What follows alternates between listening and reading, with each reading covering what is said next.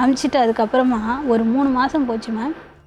3 மாதம் போனதுக்கப்புறம் கன்சீவாக இருக்கிறேன்டா செல்வா அப்படின்ட்டு மெசேஜ் அனுப்பிச்சிருக்கா மேம் அந்த பொம்பளை.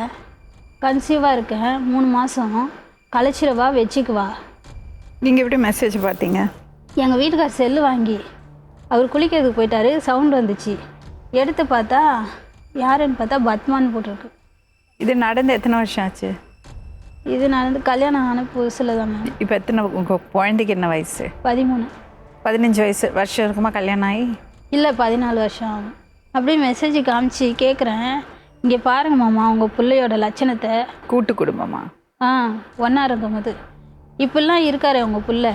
அப்போ என்னத்துக்கு கல்யாணம் பண்ணி கொடுத்தீங்க, என் லைஃப்பை நேரத்துக்கு ஸ்பாயில் பண்ணீங்க அப்படின்னு கேட்குறேன். இருமா ஏமா இப்படிலாம் பேசுகிற, இரு பொறுமையாக இரு அப்படின்னா, இந்த பாருங்கள் 3 மாதம் கன்சீவாக இருக்கலாம் அப்படின்னோடனே, இல்லை வேறு ஏதாவது ராங் மெசேஜாக வந்திருக்கோம் அப்படின்னு சொல்லிட்டு குழந்தையும் பெற்றுட்டாங்க.